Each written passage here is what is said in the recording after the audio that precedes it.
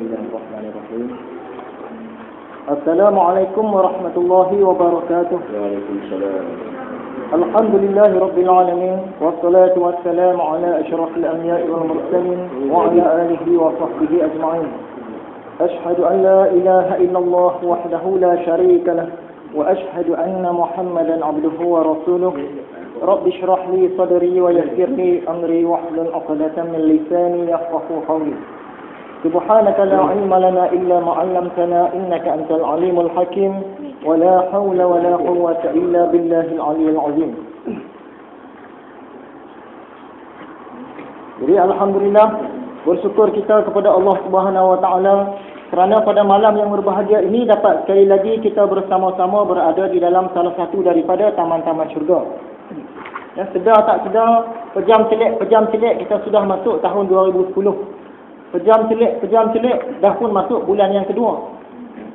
Pejam celik kuliah kita pun sudah masuk kali yang ke-48. Kalau kita buat sebulan sekali, maksud dia sudah 4 tahun. Nasib baik kita buat selalu. Ya, 48 kali dah kita punya kuliah. Cuma yang kita risaukan suatu hari nanti pejam celik kita nak bangun pagi tak boleh celik dah. Nyawa kita sudah diambil oleh Tuhan. Yang tu yang kita risau. Jadi sementara ada peluang lagi ini, marilah kita sama-sama datang ke kuliah pengajian. Sekarang kita akan pergi kepada hadis kita. Pertamanya kita imbas pengajian hadis pada minggu yang lalu. Dalam kuliah yang lalu kita melihat hadis yang ke-15 yang bertajuk dua golongan yang akan menjadi penghuni neraka. Apa dia golongan tu? Yang pertama, golongan pemerintah yang zalim. Ya, pemerintah yang zalim, dia buat undang-undang siksa rakyat dia ikut suka dia. Digambarkan sebagai pemerintah yang ada cemeti-cemeti daripada ekor lembu, dia guna untuk pukul rakyat dia. Yang kedua pula, perempuan yang memakai pakaian tapi dikira bertelanjang di sisi agama. Ya, sebab apa? Sebab mereka ini kain pun tak cukup pakai dan kadang-kadang menampakkan bentuk. Sedangkan aurat itu ialah kulit dan juga bentuk. Kebanyakan remaja kita dia cuma tutup kulit, tapi dia pakai baju ketat, dia tak tutup bentuk. Bentuk pun aurat juga. Jadi dua-dua golongan ini, pemerintah yang zalim dan wanita yang tidak menutup aurat dengan sempurna, dikatakan tidak akan mencium bau syurga. Masuk pun tak boleh, cium bau pun tak boleh. Sedangkan bau syurga ni boleh dicium daripada jarak 500 tahun perjalanan. Kemudian kita ada sentuh dua buah kisah. Kisah yang pertama, seorang wanita Islam di Amerika Syarikat terselamat daripada jenayah rogol. Sebab apa? Dia menutup aurat, dan yang kedua dia baca ayat kursi. Sehingga kan orang yang nak merogol itu nampak seolah-olah wanita ni tidak berjalan bersendirian. Di kiri kanan dia ada dua orang lelaki. Wanita tu pun tak tahu. Rupa-rupanya perogol tu nampak di kiri kanan dia ada dua orang lelaki. Disebabkan dia menutup aurat dan baca ayat kursi. Dan cerita yang kedua, seorang wanita di Mesir yang menghina agama Islam. Di dalam sebuah bas, dia pakai pakaian yang menjolok mata. Seorang orang tua nasihatkan dia tak mau dengar. Macam-macam dia cakap dan akhirnya dia suruhkan telefon dia kepada orang tua ni. Dia kata, telefon Tuhan, tempahkan satu bilik untuk saya dalam neraka. Dia cakap macam tu. Memang sungguh. Rupa-rupanya elok sampai di perhentian bas, wanita ni pun mati dan jatuh daripada bas. Hitam badan dia, dan bila orang nak pegang, tangan orang pegang pun panas. Memang sungguh dia tempah satu bilik di neraka untuk dia. Alhamdulillah, sekarang kita masuklah kepada hadis kita yang ke-16. Hadis ini bertajuk zaman di mana orang tak pedulikan dari mana mendapatkan harta. Panjang tajuk.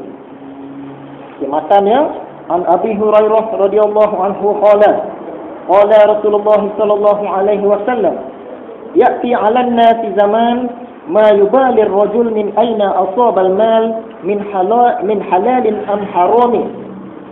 Akan datang kepada manusia suatu zaman yang mana seseorang pada zaman itu dia tidak mengira dari mana dia dapatkan harta, sama ada daripada yang halal ataupun yang haram. Riwayat Imam An-Nasa'i. Artinya daripada Abu Hurairah berkata, bersabda Rasulullah sallallahu alaihi wasallam, akan datang suatu zaman seseorang tidak mempedulikan dari mana ia mendapatkan harta, apakah dari sumber yang halal ataupun sumber yang haram. Keterangan hadis. Zaman sekarang ini merupakan zaman ketandusan rohani dan zaman kebendaan. Segala sesuatu adalah bernilai dengan nilai harta. Manusia cakar-mencakar untuk memperolehi sebanyak mungkin harta kekayaan. Mereka tidak mempedulikan dari mana datangnya harta yang diperolehi, apakah dari sumber yang halal ataupun sumber yang haram. Yang penting, harta dapat dikumpulkan sebanyak-banyaknya untuk memenuhi kehendak nafsu ataupun untuk melayan kehendak isteri atau anak-anak mereka. Ini cerita dia. Zaman ni memang kena dengan zaman sekarang. Kena dengan zaman kita sekarang. Kita tengok di Afghanistan. Penduduk di sana beragama Islam. Tapi ramai yang tanam pokok kopi dan jual kopi. Pokok kopi ni dia diproses untuk buat dadah. Ada nama-nama dia, saya pun tak tahu nama-nama dadah ni. Dan Afghanistan adalah pengeluar kopi nombor 1 di dunia. Padahal negara Islam tu. Nak buat macam mana dia hidup susah. Ya, pendapatan dia bergantung pada situlah. Mau tak mau dia pun terpaksa juga tanam pokok dadah dan jual pokok dadah. Di Afghanistan juga, di negara sempadan-sempadan antara Pakistan dengan Afghanistan, di mana di sempadan ni tak dikuasai oleh mana-mana negara. Masing-masing ada dia punya ketua, ada warlord dia. Di sana mereka menjaga senjata api. Senjata api ya, boleh jual bebas. Orang tak boleh kacau. Padahal senjata api yang mereka jual ni digunakan untuk keganasan, ya, untuk jenayah. Tapi dia tak kira lah, dah tu mata pencarian dia. Asalkan dapat duit, boleh buat harta, dia jual.